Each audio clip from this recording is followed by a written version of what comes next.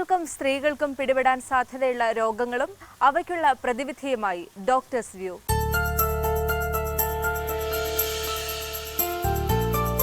ഗർഭിണികളിലുള്ള ഈ തൈറോയിഡിൻ്റെ പ്രശ്നം നമ്മൾ നേരത്തെ തന്നെ പരിഹരിക്കാതിരുന്നു കഴിഞ്ഞാൽ അത് കുട്ടീനെ ജനിതകമായിട്ടുള്ള പ്രശ്നങ്ങൾ ഉണ്ടാക്കാനുള്ള സാധ്യതയുണ്ട്.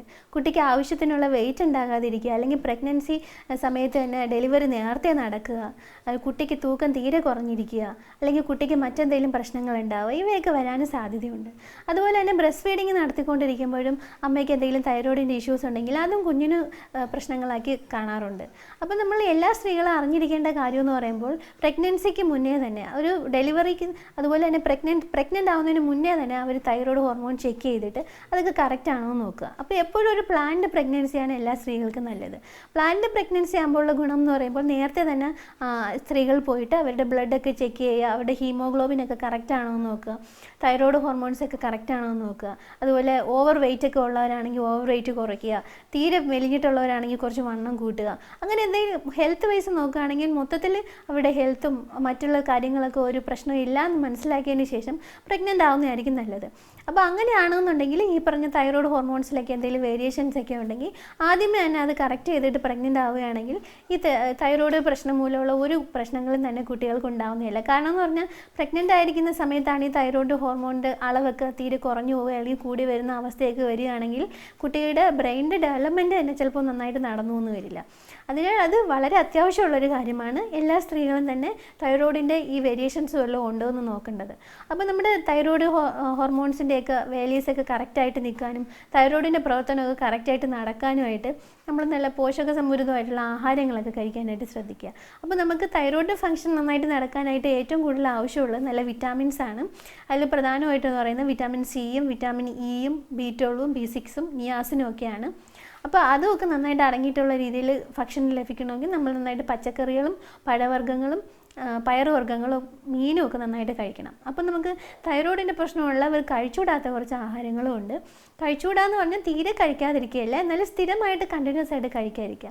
അത് ഏതൊക്കെയാണെന്ന് വെച്ച് കഴിഞ്ഞാൽ ക്യാബേജ്, കോളിഫ്ലവർ, ബ്രോക്കോളി, മരച്ചീനി ഇവയൊക്കെയാണ്. അപ്പോൾ ഇവയൊക്കെ കഴിക്കുകയാണെങ്കിൽ തന്നെ നന്നായിട്ട് വേവിച്ചതിന് ശേഷം മാത്രം കഴിക്കുക. അപ്പം നമുക്ക് തന്നെ അറിയാം സാലഡായിട്ടൊക്കെ സാൻഡ്വിച്ചൊക്കെ ഉണ്ടാക്കുമ്പോൾ അതിനകത്തൊക്കെ ക്യാബേജൊക്കെ വേവിക്കാതെ വെച്ച് കഴിക്കാറുണ്ട്. അപ്പം തൈറോയിഡിൻ്റെ പ്രശ്നങ്ങളുള്ളവരും തൈറോയിഡിൻ്റെ മെഡിക്കേഷൻസ് എടുക്കുന്നവരും ഇങ്ങനെയുള്ള ബ്രോക്കോളിയും ക്യാബേജും കോളിഫ്ലവറും ഒക്കെ കഴിക്കുകയാണെങ്കിൽ നന്നായിട്ട് വേവിച്ചതിന് ശേഷം മാത്രം കഴിക്കുക.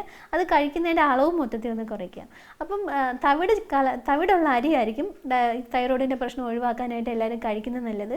അതുപോലെ തൈറോയിഡിൻ്റെ പ്രശ്നമുള്ളവരായാലും ഹൈപ്പോ തൈറോയിഡിസത്തിൻ്റെ പ്രശ്നമൊക്കെ ഉള്ളവർക്കും അതുപോലെ തൈറോയിഡിൻ്റെ മറ്റ് ഗോയിറ്റർ പോലത്തെ അസുഖങ്ങളൊക്കെ വരുന്നത് തടയാനുമായിട്ടൊക്കെ അയഡിൻ ചേർന്നിട്ടുള്ള ആഹാരം കഴിക്കാനായിട്ട് ശ്രദ്ധിക്കുക. അപ്പം നമ്മുടെ തൈറോയിഡ് ഗ്രന്ഥിയുടെ മൊത്തത്തിലുള്ള ഒരു ഫംഗ്ഷൻ ശരിയാവാനായിട്ട് അയഡിൻ നമുക്ക് വളരെ അത്യാവശ്യമായിട്ടുള്ളതാണ്. അപ്പം നമുക്ക് അയഡിൻ സാധാരണയായി ലഭിക്കുന്നത് അയഡിൻ കലർന്നിട്ടുള്ള മണ്ണുള്ള സ്ഥലത്ത് വളരുന്ന പച്ചക്കറികളിൽ നിന്നും അതുപോലെ കടൽ മത്സ്യത്തിൽ നിന്നുമാണ് കിട്ടുന്നത്. അപ്പം മീനൊക്കെ തീരെ കഴിക്കാത്തവരൊക്കെ ആണെന്നുണ്ടെങ്കിൽ ചിലപ്പോൾ അയഡിൻ ഡെഫിഷ്യൻസി മൂലം ഗോയിറ്ററൊക്കെ വരാൻ സാധ്യതയുണ്ട്.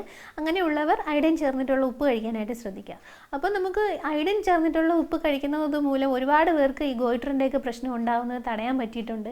അപ്പോൾ പക്ഷേ നമുക്ക് വീട്ടമ്മമാർക്ക് പറ്റുന്ന ഒരു അബദ്ധം എന്ന് വെച്ച് കഴിഞ്ഞാൽ നമ്മൾ ഈ അയഡിൻ ഉപ്പ് ഒരുപാട് എമൗണ്ടിൽ ഒരുമിച്ച് വാങ്ങിച്ച് വെച്ചിരുന്നാൽ ചിലപ്പോൾ അതിനകത്ത് അയഡിൻ എല്ലാം നഷ്ടപ്പെട്ടു പോകാൻ സാധ്യതയുണ്ട്. അതിനാൽ കുറച്ച് നാളത്തേക്കുള്ള ഉപ്പ് 1-2 മാസത്തേക്കൊക്കെ വല്ലതും മേടിക്കുന്നതായിരിക്കും നല്ലത്. അതുപോലെ തുറന്ന് വെച്ച് കഴിഞ്ഞാൽ ഈ അയഡിൻ്റെ അംശം ഈ ഉപ്പിനകത്ത് നഷ്ടമാവുന്നതായിരിക്കും. അതുപോലെ ഒരുപാട് സൂര്യപ്രകാശം ഏറ്റിരുന്നാലും ഒരുപാട് ചൂടേറ്റാലും ഒക്കെ ഈ ഉപ്പിൻ്റെ അംശം ഇതിനകത്തുനിന്ന് ഈ അയഡിൻ പോകാൻ സാധ്യതയുണ്ട്. എല്ലാവരും ചെയ്യുന്നൊരു കാര്യമാണ് നമ്മുടെ അടുപ്പിൻ്റെ തൊട്ടടുത്തായിരിക്കും ചിലപ്പോൾ അയഡിൻ ഉപ്പ് വെച്ചേക്കുന്നത്. അങ്ങനെയാണെങ്കിൽ സ്ഥിരമായിട്ട് തുറന്നിരിക്കുകയും ചൂടേൽക്കുകയും ചെയ്യുകയാണെന്നുണ്ടെങ്കിൽ ആ അയഡിൻ്റെ അംശമെല്ലാം ഉപ്പിനകത്തുനിന്ന് പോകുന്നതായിരിക്കും. അപ്പം ഈ അയഡിൻ ചേർന്നിട്ടുള്ള ഉപ്പ് കുട്ടികൾക്കായാലും ശരി സ്ത്രീകൾക്കായാലും ശരി കഴിക്കുന്നത് നല്ലതാണ്. അതുകൊണ്ട് തന്നെ ഈ രീതിയിലൊക്കെ അയഡിൻ നഷ്ടമാവാതെ തന്നെ ഉപ്പ് നന്നായിട്ട് സൂക്ഷിച്ച് വെക്കുക. ഉപ്പ് കഴിവതും ഗ്ലാസ് കൊണ്ടുണ്ടായതോ അല്ലെങ്കിൽ മരം കൊണ്ടുണ്ടാക്കിയതോ അല്ലെങ്കിൽ അല്ലാത്ത മണ്ണുകൊണ്ടുണ്ടാക്കിയായിട്ടുള്ള ഭരണിയിലൊക്കെ സൂക്ഷിച്ച് വയ്ക്കുന്നതായിരിക്കും നല്ലത്. എപ്പോഴും നന്നായിട്ട് അടച്ചു വെക്കാനൊക്കെ ആയിട്ട് ശ്രദ്ധിക്കുക. അപ്പോൾ കുട്ടികൾക്കൊക്കെ ആണെങ്കിലും നട്ട്സും അതുപോലെ മത്സ്യങ്ങളും പഴവർഗ്ഗങ്ങളും പച്ചക്കറികളും ഒക്കെ തന്നെ കൊടുക്കാനായിട്ട് ശ്രദ്ധിക്കുക. കൊച്ചു കുട്ടികൾക്കൊക്കെ ആണെന്നുണ്ടെങ്കിലും ഈ അയഡിൻ്റെ പ്രശ്നത്തിൻ്റെ മൂലമുണ്ടായി തൈറോയ്ഡ് ഇഷ്യൂസ് ഉണ്ടാവാതിരിക്കാൻ ഈ പറഞ്ഞ ഫുഡൊക്കെ നന്നായിട്ട് കൊടുക്കാനായിട്ട് ശ്രദ്ധിക്കുക. അപ്പം ഒരിക്കൽ തൈറോയ്ഡിൻ്റെ പ്രശ്നം വന്നിട്ടുള്ളവരാണെങ്കിൽ അവർ മെഡിസിൻ എടുക്കുന്നുണ്ടെന്നുണ്ടെങ്കിൽ ഇടയ്ക്കിടയ്ക്ക് തൈറോയ്ഡിൻ്റെ വാല്യൂസ് ചെക്ക് ചെയ്യണം. കാര്യം ഇപ്പോൾ പ്രഗ്നൻസി ടൈമിലാണെങ്കിലും ഇപ്പോൾ തൈറോയ്ഡിൻ്റെ പ്രശ്നമുള്ളൊരു മാതാവാണെങ്കിൽ അവർ പ്രഗ്നൻസിയിലുടനീളം ഇടയ്ക്കിടയ്ക്ക് തൈറോയ്ഡിൻ്റെ വാല്യൂസ് കറക്റ്റ് ആണോ എന്ന് ചെക്ക് ചെയ്ത് നോക്കുക. T3യും T4യും TSHും ഒക്കെ ചെക്ക് ചെയ്ത് നോക്കുക. അങ്ങനെയാണെന്നുണ്ടെങ്കിൽ അവർക്ക് കുട്ടിയെ ബാധിക്കുന്നത് ഒഴിവാക്കാൻ പറ്റും. പ്രഗ്നൻസിക്ക് മുന്നേ തന്നെ ഉണ്ടെങ്കിൽ തന്നെ കണ്ടുപിടിക്കാനായിട്ട് ശ്രദ്ധിക്കുക. അപ്പോൾ ആർത്തവ പ്രശ്നങ്ങൾ എന്ത് തന്നെ ഉണ്ടായാലും പെട്ടെന്ന് തന്നെ തൈറോയ്ഡ് ചെക്ക് ചെയ്യുക. ചില സ്ത്രീകളിൽ കാണപ്പെടാറുന്ന ഒരു പ്രധാനപ്പെട്ട ലക്ഷണമാണ് ഡിപ്രഷൻ എന്ന് പറഞ്ഞാൽ വിഷാദം. അപ്പോൾ ഈ തൈറോയ്ഡിൻ്റെ പ്രശ്നമുള്ളവർക്കൊക്കെ തന്നെ ഈ വിഷാദ രോഗവും നന്നായിട്ട് ഉണ്ടാവാറുണ്ട്. അതിനാൽ വിഷാദ രോഗം പ്രത്യേകിച്ച് ഒരു കാരണവും കൂടാതെ ഉണ്ടാകുന്നുണ്ടെങ്കിൽ അവരും ഒക്കെ തന്നെ ഈ തൈറോയ്ഡ് ചെക്ക് ചെയ്യേണ്ടത്. അപ്പം മൊത്തത്തിൽ പറയുകയാണെങ്കിൽ എല്ലാവരും തന്നെ വർഷത്തിൽ ഒരിക്കൽ അവരുടെ തൈറോയ്ഡ് ഹോർമോൺസ് എല്ലാം ചെക്ക് ചെയ്ത് നോക്കുക.